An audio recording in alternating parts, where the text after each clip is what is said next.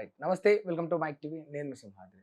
మొన్న పవన్ కళ్యాణ్ తెలంగాణ గురించి చేసిన వ్యాఖ్యలు నీ అయ్యే జాగీరా అని అనడం, అంతకు మించి ఉగ్రవాదులతో, పాకిస్తాన్‌తో తెలంగాణ వాదాన్ని పోల్చడం, ఇది సరిపోదన్నట్టు తెలంగాణ భారతదేశంలో అంతర్భాగమే, మీరేమీ స్పెషల్ గాదు అనే విధంగా తెలంగాణను అవమానిస్తూ కొన్ని వ్యాఖ్యలు చేసిండు. మరి ఈ వ్యాఖ్యలు పవన్ కళ్యాణ్ విచక్షణ కోల్పోయి చేసిండా? లేకపోతే ఎవరైనా అనమని చెప్పిండ్రా? లేకపోతే ఉద్దేశపూర్వకంగానే పవన్ కళ్యాణే తానంతట తానే అన్నడా? అనే విషయాలు తెలుసుకునే ప్రయత్నం చేద్దాం. మనతోటి ఇప్పుడు కాంగ్రెస్ సీనియర్ నాయకుడు కేకే మహేంద్ర గారు ఉన్నారు. అన్న నమస్తే. బాగున్నారా? బాగున్నా శ్రీమతి. రైట్ అన్న. బాగున్నారా? బాగున్నా అన్న. చెప్పండన్న, ఏంది అసలు పవన్ కళ్యాణ్ ఇట్లా తెలంగాణను తక్కువ చేస్తూ ఇంత విచక్షణ కోల్పోయి మాట్లాడడానికి కారణం ఏమై ఉంటది? నేను ఒకటే మాట అంటున్నా. అసలు పవన్ కళ్యాణ్ అనే ఒక వ్యక్తి కూడా నేను ట్రీట్ చేయను. హ్మ్. ఎందుకంటే వాళ్ళంతా కూడా ఈ సమాజం పైన ఉండే పరాన్న జీవులు. హ్మ్. ఈ సమాజంపై ఆధారపడి బతికే వాళ్ళంతా కూడా ఏదో యాదృచ్ఛికంగా కొన్ని సంఘటనల వల్ల కలిసి వచ్చి వాళ్ళ ఆయన ఉప ముఖ్యమంత్రి అయిన ఒక కులం పేరు మీద రాజకీయం నడిపించిన వ్యక్తి ఆయన. ఒక కులం తప్పితే ఆయనకి ఇంకో బేస్ లేదు. సినిమా కులం రెండే ఆయన బేసు తప్ప రాజకీయ అవగాహన, విచక్షణ, ఆలోచన విధానం ఉందని అయితే నేనైతే ఎట్టి పరిస్థితుల్లో కూడా భావించట్లేదు. ఎందుకంటే వాళ్ళు వచ్చిన విధానం వేరు, వాళ్ళు వచ్చిన బ్యాక్గ్రౌండ్ వేరు, వాళ్ళు వచ్చిందంతా కూడా ఒక అభూత కల్పనలతో నిండుకున్న ప్రపంచం నుంచి వాళ్ళు వచ్చిండ్రు. వాళ్ళ ఒక ఊహాజనితమైన ప్రపంచంలో పుట్టుకొచ్చిన వాళ్ళకి ఎంతసేపు ఏంటంటే వాళ్ళని ఎప్పటికి పొగిడే వాళ్ళు ఉండాలి. ఈ సమాజంలో ఎప్పుడు నువ్వు గొప్ప, నువ్వు హీరో వర్షిప్ చేసేటోళ్ళు ఉండాలి. అలా ఈ హీరోలకు ఎప్పుడు కూడా సమాజం పైన అవగాహన చాలా మట్టుకు, అందరిని నేను అనట్లే కానీ చాలామంది హీరోలకు ఈ సమాజం పైన అవగాహన జీరోనే. వాళ్ళంతా కూడా ఒక ఊహా ప్రపంచంలో బతికి వాళ్ళకు మేము చాలా గొప్పోళ్ళం అనుకుని ఉంటారు వాళ్ళకి. ఎందుకంటే సమాజంలో బయటకు వచ్చినప్పుడు వాళ్ళకి సమాజంలో ఏ విషయాలు కూడా తెలియదు వాళ్ళ చాలామంది సినిమాలకు. ఇంకోటి, గత సినిమాలకు, గత కళాకారులకు, ఇప్పుడున్న సినిమాలకు, కళాకారులకు పోలిక ఉన్నట్టయితే గతంలో నిర్మించిన సినిమాలలో కంటెంట్ ఉండేది, ఈ సమాజానికి ఒక సందేశం ఉండేది. ఇప్పుడున్న సినిమాలలో సందేశాలు ఎటువంటి లేవు. ఇవాళ ఎంతసేపు ఏంటంటే ఒక ఒక రకమైన యుఫోరియా క్రియేట్ చేసి యువతలో దాని నుంచి పబ్బం గడుపుకొని మా డబ్బులు దండుకునే విధంగానే ఇలా పాటల విషయంలో కానీ వాళ్ళు ఈ పుష్ప సినిమా ఈ సమాజానికి ఏమి ఇచ్చింది సందేశం? ఇంకో సినిమా సార్ పేర్లు ఎందుకులేండి కానీ అనేకమైన సినిమాల పేర్లు చెప్పుకోవడం ఒక వ్యక్తిగతంగా నేను ఎవరికి వ్యతిరేకం కాదు ఇవాళ. పవన్ కళ్యాణ్ కూడా నేను వ్యక్తిగతంగా వ్యతిరేకం కాదు ఇవాళ. కానీ ఆయన మాట్లాడిన విధానం, ఉపయోగించిన భాష, ఆ పదజాలం ఏదైతే ఉందో దాన్ని నేను తీవ్రంగా ఖండిస్తున్నా. ఆయనకి ఏంటంటే ఒక అవగాహన రాహిత్యంతోనే ఈ సమాజం పట్ల ఒక అవగాహన లేదు, ఈ దేశ చరిత్ర పట్ల ఒక అవగాహన లేదు. ఆయనకు ఎటువంటి అవగాహన లేకుండా ఆయన మాట్లాడి ఏమంటే తెలంగాణ భారతదేశంలో అంత కాదని ఎవడన్నాడు? నువ్వు చెప్పాను దానికి. ఓకే. భారతదేశంలో అనేకమైన రాష్ట్రాలు అంతర్భాగాలు. ఇవాళ నువ్వు ఆంధ్ర రాష్ట్రం ఎట్లా ఏర్పడి పొట్టి శ్రీరాములు అవమానపడుతుండే ఆయన. పొట్టి శ్రీరాములు మద్రాసు నుంచి విడిపోవాలని చెప్పి ఆ రోజు కొట్లాడింది కదా. ఆ రోజు కాంగ్రెస్ పార్టీని కూడా ఇలా విమర్శిస్తున్నారు. కాంగ్రెస్ పార్టీ ప్రియాంక ఆడ పోటీ చేస్తుంది, ప్రియాంక గాంధీ గారు, రాహుల్ గాంధీ గారు ఇక్కడ పోటీ చేస్తారు. నేను పోటీ చేయంగా రోజు వద్దనరా. ఒకటి ఏంటంటే ఆయనకు ఆఖరికి భారతదేశానికి స్వతంత్రం తీసుకొచ్చిన పార్టీ కాంగ్రెస్ పార్టీ. ఇలా గాంధీ కుటుంబం అన్న సంఘ ఇంగిత జ్ఞానం కూడా తెలియనట్టుంది బహుశా. వాళ్ళ ఆఖరికి మద్రాసు నుంచి ఆంధ్రప్రదేశ్ని విడదీసింది, ఇచ్చింది కాంగ్రెస్ పార్టీ అన్న సంగతి కూడా ఆయన మర్చిపోయింది. అలా భారతదేశానికి స్వతంత్రం తీసుకొచ్చింది కాంగ్రెస్ పార్టీ, మద్రాసు రాష్ట్రం నుంచి ఆంధ్రప్రదేశ్ని విడదీసి ఇచ్చింది కాంగ్రెస్ పార్టీ, మా ఉమ్మడి ఆంధ్రప్రదేశ్ నుంచి తెలంగాణను తీసి ఇచ్చింది కూడా కాంగ్రెస్ పార్టీ. ఇవన్నీ కూడా కాంగ్రెస్ పార్టీ యొక్క చరిత్ర చెప్తుంది అంతా. అంటే దేశంలోని ఒక్కొక్క స్వాతంత్ర ఉద్యమానికి కానీ, రాష్ట్రంలో ఉన్న ప్రజల అభిష్టాలకు అనుకూలంగా కానీ ఏ విధంగా నడుచుకోవాలనేది కాంగ్రెస్ పార్టీకి, ఇది ఒక ప్రజాస్వామ్య విలువల పట్ల దానికి ఉన్న దానికి ఇది నిదర్శనం. ఇవ్వాలి ప్రజాస్వామ్య విలువలకు కానీ, భారత రాజ్యాంగం కానీ కట్టుబడి నడుచుకునే విధి విధానాలు కాంగ్రెస్ పార్టీలో ఉన్నాయి. ఇవన్నీ కూడా ఇన్ని రాష్ట్రాలు ఏర్పడ్డాయి కదా. ఇవాళ భారతదేశానికి స్వతంత్రం వచ్చినాకనే ఏర్పడ్డాయి కదా. ఏ రాష్ట్రాలు వచ్చినాయి ఇలా? ఆ రాష్ట్రాలన్నీ కూడా కాంగ్రెస్ పార్టీ ఇచ్చింది. మరి ఇంత అవగాహన రాహిత్యంతో ఎందుకు మాట్లాడింది అనేది చూసుకున్నట్టయితే తెలంగాణ మీద కక్ష ఉందంటారన్న పవన్ కళ్యాణ్కు, లేకపోతే ఎవరైనా అనమని చెప్పిండ్రా, లేకపోతే విచక్షణ కోల్పోయింది దీని వల్ల జరిగే పరిణామం ఏర్పడక తెలియకనా? నేనేమంటున్నానంటే ఆయన ఫస్టే చెప్పిన ఆయనకు అవగాహన రాహిత్యం. వాళ్ళంతా కూడా ఒక అభూత కల్పనలతో ఉన్న ఊహాజనితమైన ప్రపంచంలో ఉంటారు వాళ్ళు. కొంతమంది ప్రేరేపిత శక్తులు వాళ్ళ వెనుక ఉండి ఉంటాయి. ఇలా ఆయన కొన్ని అనుకోని ఇలా ఆఖరికి వస్తే రాజకీయాల్లో కూడా ఆయన పరాన్న బుకే. రాజకీయాలలో ఆయనగా సొంతంగా ఆయన కాళ్ళపైన నిలబడ్డ వ్యక్తి కాదని ఇవాళ. ఆయన నిజంగా కూడా జనసేన పార్టీ సొంతంగా నిలబడ్డది. ఇలా అది ఒక పరాన్నముకే. ఉమ్, సరే రాజకీయాలలో పొత్తులు గిత్తులు అవన్నీ సహజం కావచ్చు. ఉమ్, కానీ ఆయన మాట్లాడిన మాటలను బట్టి వాళ్ళు నేను అంటున్నా. ఉమ్, రాజకీయాల్లో తప్పకుండా ఒక పార్టీని కొట్టాలంటే ఇంకో పార్టీగా మాట్లాడవచ్చు. ఇంకో పార్టీతో పొత్తు ఉండాలి, శత్రువు మిత్రుడు అనే సందేశంతో పోయే పార్టీలు చాలామంది ఉన్నాయి ఇవాళ. కానీ అలా ఆయన మాట్లాడిన మాటల తీరును బట్టినట్టయితే ఆయన సమాజం పైన పరాన్నముకే వ్యక్తిగతంగా. ఉమ్, రెండోది రాజకీయంగా కూడా పరాన్నముకే ఆయన. ఉమ్. ఇవాళ ఒక శత్రువుని కొట్టాలంటే ఇంకో శత్రువుతో కలిసి ఆయన సొంతంగా నిలబడమని ఇవాళ అంటే పవన్ ఆంధ్రప్రదేశ్లో కళ్యాణ్ సినిమాల్లో కానీ రాజకీయాల్లో కానీ సొంతంగా నిలబడలేడు, నిలబడలేడు ఆయన. ఎవరి మీదైనా ఆధారపడాలి. ఆధారపడాల్సిందే ఇవాళ. ఉమ్. సమాజం మీద ఆధారపడే భక్తులు వాళ్ళు ఇవాళ. ఉమ్. మరి సమాజం అనేది ఇవాళ. పవన్ కళ్యాణ్ కు మొత్తం అంటే ఇంకా గొప్ప ఫ్యాన్ బేస్ ఉంటది, ఆయన మొత్తం పెద్ద దేవుడు అని అంటారు. కానీ ఇప్పుడు నిన్న మొన్న చూసినాం కొందరిని, పవన్ కళ్యాణ్ సభలో కొందరు వచ్చి ఆయన మా దేవుడు, 2 రాష్ట్రాలకు ఒక్కడే దేవుడు, అది పవన్ కళ్యాణ్ అని అంటున్నారు. సరే నేను ఏమంటున్నానంటే వ్యక్తిగతంగా నన్ను ఆరాధించే వాళ్ళని నేను తప్పు పట్టలేను. ఉమ్. ఆయనకు ఉండే అభిమానం మరి ఆయన వాళ్ళకు వ్యక్తిత్వం గురించి ఏమంటారు? ఆయన వ్యక్తిత్వం గురించి నేను మాట్లాడుతున్నా ఇవాళ. ఉమ్. ఆయన వ్యక్తిగత అభిప్రాయాలు తెలంగాణ పైన వెళ్ళిపుచ్చిన దాన్ని బట్టి నేను మాట్లాడుతున్నా ఇవాళ. ఉమ్. తెలంగాణలో ఒక యాక్టర్కు దేశమంతా ఉండదు, ఎల్లలు ఉండేది దానికి. ఉమ్. కళకు ఎల్లలు ఉండయి, ఉమ్. అభిమానులకు కూడా ఎల్లలు ఉండరు. ఉమ్. అందులో తెలంగాణలో ఉండొచ్చు, ఆంధ్రాలో ఉండొచ్చు, మద్రాసులో ఉండొచ్చు, విదేశాలలో కూడా ఉండొచ్చు. ఉమ్. ఒక్కొక్కరికి ఒక్కొక్క కోణంలో నచ్చుతుంది ఒక సినిమా. ఉమ్. ఒక సినిమా ఒక కోణంలో నచ్చుతుంది. ఒక కోణంలో మీకు సింహాద్రి గారికి నచ్చిన కోణం నాకు నచ్చకపోవచ్చు, అవును. నాకు నచ్చిన కోణం వారికి నచ్చకపోవచ్చు. అవును. కాబట్టి ఈ సమాజానికి అల్టిమేట్గా సినిమాలు అనేటి ఈ సమాజానికి ఒక సందేశాన్ని ఇవ్వాలి. ఉమ్. ఆ సందేశాత్మకమైన సినిమాలు వీళ్ళు ఎప్పుడూ తీసిండ్రా. ఉమ్. రెండవది, ఇవాళ వాళ్ళు తీస్తున్న ఈ సమాజం పట్ల మాకు చాలా ప్రేమ ఉంది, ఈ దేశాన్ని వచ్చి నేను ఉద్ధరిస్తున్నా అని చెప్పి వీళ్ళు అన్నిటికంటే చెప్తారు కదా. మించి తెలంగాణ అంటే చాలా ప్రేమ ఉంది, తెలంగాణ కోసం నేను ఎంతో చేసిన, ఒక కేసులు భరించిన తెలంగాణ కోసం. వాళ్ళ ప్రజారాజ్యం టైంలో మళ్ళా గద్దరన్నకు సాయం చేసిన అని చెప్పుకుంటూ వచ్చిండు. ఇప్పుడు నేను ఏమంటున్నానంటే గద్దరన్నకు సాయం చేసిన, ఇప్పుడు ఉమ్. దానం పేరే గుప్తదానం. ఉమ్. వెనకటి తిన్నప్పటి నుంచి సామెతలు ఉండేవి, ఒక చేతితో చేసిన సాయం ఇంకో చేతికి తిరగకూడదని చెప్పి. అవును. దానం పేరే గుప్తదానం. ఉమ్. అంటే ఒక వ్యక్తి యొక్క వ్యక్తిత్వాన్ని కించపరిచినట్టే కదా ఆయన. మళ్ళీ ఇప్పుడు ఆయన దివంగత లేడు. దివంగత ఆ. గద్దర్ గారికి ఆయన ఉమ్. అవమానపరిచినట్టే కదా. ఉమ్. ఎంత ధైర్యం ఉంటే మాట్లాడేయాలని తెలంగాణ గడ్డ పైన. ఉమ్. ఇప్పుడు తెలంగాణ అంటే గద్దర్, ఉమ్. గద్దర్ అంటే తెలంగాణ. అవును.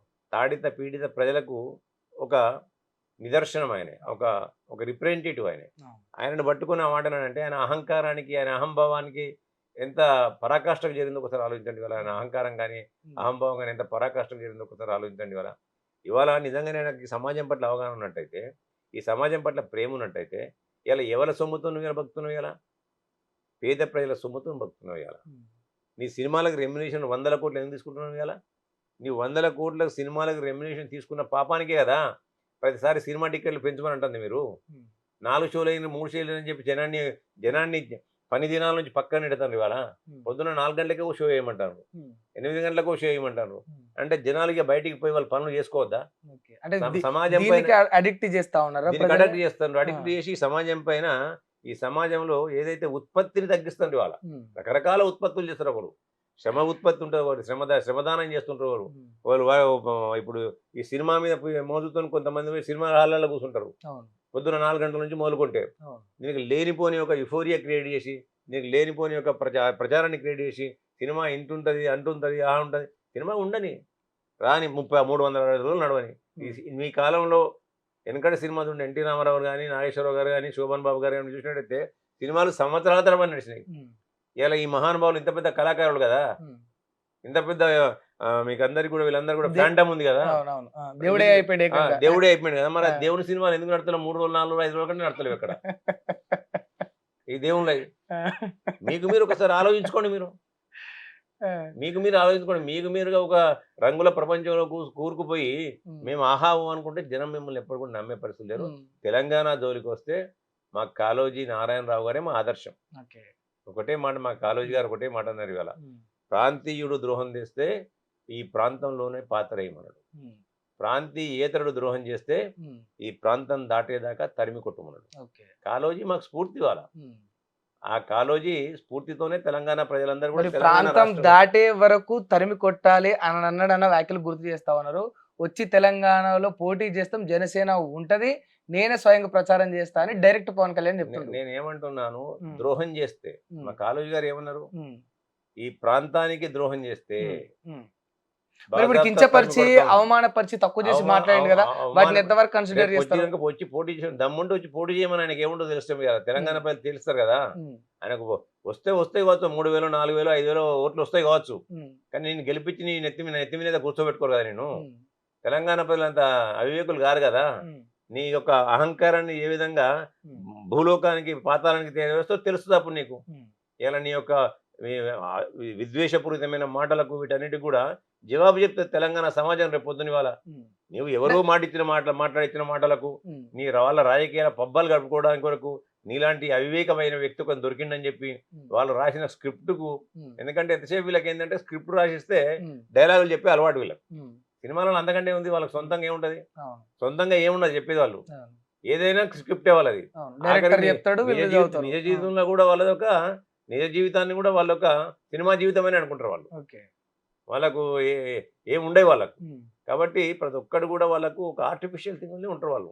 ఎవరో పవన్ కళ్యాణ్ కూడా ఇప్పుడు అదే ఫోబియాలో బతుకుతుండా? డెఫినెట్ గా అదే కూడా. నిన్న ఆయన మాటలు చూసినట్టయితే ఆయన ఇంకో రాష్ట్రానికి ఉప ముఖ్యమంత్రి అయినప్పుడు కూడా ఆయనకు రాజకీయ పరిపక్వత కానీ రాజకీయ అవగాహన లేదని తేడతెల్లమైంది. అలా మాట్లాడిన మాటలను బట్టి, ఆయన నడుచుకున్న విధి విధానాలు బట్టి, ఆయన యొక్క ఏదైతే బాడీ లాంగ్వేజ్ బట్టి అది తెలిసింది ఏంటంటే ఆయనకు రాజకీయ అవగాహన కానీ రాజకీయ పరిపక్వత కానీ ఒక విషయం మీద స్పష్టమైన అవగాహన ఉన్నట్టు ఎక్కడ అవుపలేదు. లోతుగా పరిశీలించి నిశ్చితంగా ఆలోచించి చెప్పే విధానం ఆయన దగ్గర లేదు. ఆయన ఎంతసేపు నేను ఒక ఊహా ప్రపంచంలో ఉన్నా, నేను హీరోనే అనుకుంటాను. ఆయన నీ హీరో ఎక్కడ? నీ హీరో సినిమాలలో, నిజ జీవితంలో కాదు. ఇవాళ నువ్వు నీ కుటుంబానికి హీరో కాదని మేము అంటలేము. నీవు నీ లైఫ్కు నీ జీవితానికి నువ్వు హీరో కాదని నేను అంటలేను. నిన్ను ఉప ముఖ్యమంత్రిగా చేసుకున్నందుకు అక్కడ హీరో, కానీ ఎక్కడున్నా నువ్వు పరాణా జీవి, పరాణా బుక్వే. నీకు దమ్ము ధైర్యం ఉన్నట్టయితే రేపు ఆంధ్రలో ఒంటరిగా పోటీ చేయను. నీకు ఎన్ని సీట్లు వస్తాయో చెప్తాను. ఎన్ని వస్తాయంటే ఒక అంచనా ఒంటరిగా పవన్ కళ్యాణ్ పొత్తు పెట్టి 5-10 కంటే ఎక్కువ వస్తారన్నాడు. అంతేనా? 5-10 సీట్లు ఉన్నాయా? కులం పేరు మీద నడిపించుకున్నాను ఆయన. కులం పేరు మీద పార్టీ పెట్టుకున్నాను ఆయన. ఆయనకున్న ఆయన ఉన్నోళ్ళు ఎవరు? కొంతమంది రాజకీయ నిరుద్యోగులు చేరుతారు. డెఫినెట్ గా ఏ పార్టీ పెట్టుకున్నా కొంతమంది రాజకీయ నిరుద్యోగులు చేరుతారు, ఆశావాదులు. ఈ పార్టీలో సీట్ రాకుండా ఇంకో పార్టీకి పోతారు, పోటీ పడతారు. కానీ నీ బేసే అది కదా. ఆయన దీనికి నేను ఒక కులం పేరుతోనే పవన్ కళ్యాణ్ ఇంత ముందుకు వచ్చిండా? శివాంతి గారు నేను ఏమంటున్నా, నేను ఒక కులానికి వ్యతిరేకం కాదు. ఇలా మాట్లాడిన మాటలకు నాకు ఉండే రగిలిపోయి మాట్లాడుతున్నాను. ఒక పుట్టు తెలంగాణ వాదిగా, నేను పెట్టు తెలంగాణ వాదిని అందరి మాదిరి కాదు. ఇలా బీఆర్ఎస్ లో ఉన్న నాయకుల మాదిరి దాని మీద కాదు. మేము పుట్టు తెలంగాణ వాడు. మేము తెలంగాణ కొరకు నిరంతరం కుట్లాడిన వాళ్ళం. ఇలా రాజకీయ పబ్బాల కొరకు పదవుల కొరకు మేము తెలంగాణ పదాన్ని వాళ్ళే ఎప్పుడు. మేము ఇవాళ కూడా ఒక పుట్టు తెలంగాణ నేను అడుగుతుంది. ఇవాళ నిజంగానే నీకు తెలంగాణ మీద ప్రేమ ఉన్నట్టయితే తెలంగాణ గద్దర్ గురించి మా అంత చిన్న చూపు ఎట్లా మాట్లాడుతున్నావు? ఇలా చాలామంది చాలా రకాలుగా సహాయాలు చేస్తున్నారు. సమాజంలో ఉన్న చాలామంది వ్యక్తులకు సహాయం చేస్తుంటారు. ఇవాళ నువ్వు ఎట్లా మాట్లాడుతావు? చనిపోయిన ఒక దివంగత గద్దర్ గారి పైన ఒక ప్రజానాయకుడు, ఆయన ప్రజా యుద్ధ నౌక ఆయన. గద్దర్ లేని తెలంగాణ లేదు. తెలంగాణ సాహిత్యంలో జానపద సాహిత్యం లేదు. ఇవాళ జానపద సాహిత్యాన్ని, ప్రజల యొక్క కష్టాలను, సుఖాలను, కన్నీరును, రక్తాన్ని, చెమటను అన్నింటి కూడా రంగరించి పాటగా మలిచి తెలంగాణ ప్రజల గుండెల్లో, ఆయన చనిపోయినా కానీ గుండెల్లో గూడు కట్టుకున్నాడు. ఇవాళ శ్రమ అంటే గద్దర్ జ్ఞాపకం వస్తాడు, తిరుగుబాటు అంటే గద్దర్ జ్ఞాపకం వస్తాడు, తెలంగాణ అంటే గద్దర్ జ్ఞాపకం వస్తాడు. అటువంటి గద్దర్ను అనుభవించే ధైర్యం నీకు ఎక్కడి నుంచి వచ్చింది? అలా ఎవడిచ్చింది నీకు ఆ ధైర్యం? దమ్ముంటే రమ్మని, ఇప్పుడు పోటీ చేయమని. ఆ సమాజమే నీ అలా చీల్చి చెండాడుతుంది ఇవాళ రాజకీయంగా. వార్నింగ్ ఇస్తున్నారా పవన్ కళ్యాణ్ కు? నేను వార్నింగ్ నేను ఎవరికి ఇవ్వను. నీ యొక్క స్థాయిని తెలుసుకొని మాట్లాడమంటున్నాను. అంటే పవన్ కళ్యాణ్ స్థాయిని రాజ్యాంగంలో అందరూ వచ్చి పోటీ చేయొచ్చు, ఎవరు ఎక్కడైనా పోటీ చేయొచ్చు, ఎవరు ఎక్కడైనా వ్యాపారం చేసుకోవచ్చు. కానీ సవాల్ ఇస్తున్నాడు, ఇదేమన్నా నీ అయ్యే జాగిరా అని అంటున్నాడు. ముమ్మాటికి తెలంగాణ ప్రజల జాగిరి ఇది, నీ జాగిరి కాదు ఇది. నువ్వు బతకొచ్చినోడికి ఈ తెలంగాణ గడ్డ పైన, తెలంగాణ గడ్డని ఆదరించినందుకు తెలంగాణ గడ్డకు నువ్వు రుణపడి ఉండాలి. ముమ్మాటికి తెలంగాణ 3.5 కోట్ల తెలంగాణ ప్రజల జాగిరి ఇది. నా తెలంగాణ సంబంధ వర్ణాల జాగిరి ఇది, నా అమరవీరుల జాగిరి ఇది. పవన్ కళ్యాణ్ కు మరి స్కోప్ ఉంటుందా ఉండదా? ఫైనల్ ఒక విషయం చెప్పారు, ప్రజలు నిర్ణయిస్తారు. అది రాజ్యాంగంలో ఎవరెక్కడైనా పోటీ చేసుకోవచ్చు, పోటీ చేయొచ్చు, చేస్తాడు. ఓకే, బట్ చేస్తే ఇక్కడికి వస్తే జనసేనకు స్కోప్ ఉంటుందా? ఇటువంటి మాటలతోని, అహంకారపూర్వక మాటలతోని తెలంగాణ మనోభావాలను ఎవరైతే కించపరిచే విధంగా మాట్లాడతారో, మా గద్దరన్నను కించపరిచి మాట్లాడిండ్రు, మా తెలంగాణ సంస్కృతి సాంప్రదాయాలను కించపరిచే విధంగా మాట్లాడిన మాటలు ఇవాళ. ఒక తెలంగాణను ఒక ఉగ్రవాద ప్రాంతంగా ఉగ్రవాద ప్రాంతంగా పోల్చిండు. వర్ణించి మాట్లాడిన నాయకులకు ఇక్కడ స్థానం తెలంగాణ ప్రజలు ఎందుకు ఇస్తారు ఇవాళ? తెలంగాణ ప్రాంత ప్రజలు అంత అవివేకంగా ఉంటారా? అంత ఆలోచన శక్తి లేకుంటున్నారా? అంత అంత బానిస బతుకులు బతుకుతారా? ఆయనకు ఫ్యాన్స్ ఉండొచ్చు, ఆయన ఫ్యాన్స్ కూడా రేపు వాళ్ళు తెలంగాణ బిడ్డలే కదా, తెలంగాణ రక్తం వల్ల ఒంట్లో ఉరకలేస్తుంటది కదా, మరిగిపోతుంటది కదా వాళ్ళకు కూడా. నేను ఫ్యాన్గా మాట్లాడుకో, నేను దేవుడని కొలుచుకోవద్దని నేను అనను, అది నీ వ్యక్తిగతం. కానీ తెలంగాణ ప్రజల యొక్క మూడుతోని కాకుండా వాళ్ళు ఇంకెటు పోతారు? వాళ్ళు ఎలా తెలంగాణ గడ్డ మీదనే పుట్టిన వాళ్ళే కదా వాళ్ళు. తెలంగాణ నీరు గాలి పీల్చుకొని తాగిన వాళ్ళే కదా. మరి వాళ్ళకి మరగదా లోపట? అభిమానం వేరు, ఇలా అధికారం వేరు. అభిమానానికి అధికారానికి విచక్షణతోని తెలంగాణ ప్రజలు అనేక సందర్భాల్లో తీర్పులు ఇచ్చింది ఇవాళ. ఈ ప్రాంతంలో అనేకమైన సామాజిక ఆర్థిక విప్లవాలు వచ్చినాయి ఇవాళ. అన్యాయాన్ని ఎక్కడ కూడా సహించరు, ఎదిరిస్తారు, ప్రాణాలకు తెగించి పోరాడతారు. ఎంతమంది యువకులు మన తెలంగాణ ఉద్యమంలో 1200 నుంచి 1400 మంది యువకులు ఇలా ప్రాణాలు అర్పించారు ఇవాళ వాళ్ళ ఆశయ సాధన కొరకు, వాళ్ళ యొక్క తెలంగాణ ప్రజల అక్క చెల్లెలది అన్న తమ్ముల యొక్క భవిష్యత్తు కొరకు అనేక మంది ఇలా ప్రాణత్యాగం చేసినారు ఇవాళ. వాళ్ళందరూ కూడా చరిత్రలో నిలిచిపోతారు. ఆ చరిత్రలో నిలిచిపోయిన మా గుండెల్లో పెట్టుకుంటాం మేము తప్ప తెలంగాణ ప్రజలు నీలాగా హీరో వర్షిప్ కొరకో హీరోయిజం కొరకో ఇలా పనికి మాన స్క్రిప్ట్ డైలాగ్ కొట్టాం మేము. ఓకే అన్న, థ్యాంక్ యూ. రైట్, చూసిండ్రు కదా, ఇది కేకే మహేందర్ గారు చెప్తున్న అంశం. దమ్ముంటే ఒంటరిగా చేయమనండి, ఒంటరిగా చేసి పోటీ చేసి ఆ తర్వాత పవన్ కళ్యాణ్ తనను తాను నిరూపించుకోవాలని చెప్తా ఉన్నాడు. ఎందుకనంటే అటు సినిమాల్లో కావచ్చు, ఇటు రాజకీయంలో కావచ్చు, పవన్ కళ్యాణ్ ఎప్పుడు కూడా ఒకరి మీద ఆధారపడ్డ వ్యక్తే తప్ప తాను ఒంటరిగా వ్యక్తిగతంగా ఎదిగి ముందుకు వచ్చిన వ్యక్తి కాదు. అలాంటి వ్యక్తిని ప్రజలు నమ్మబోరు, నమ్మే పరిస్థితి ఉండదు, తెలంగాణలో అస్సలు ఉండదనే విషయం చాలా స్పష్టంగా చెప్తా ఉన్నాడు. Right, thank you.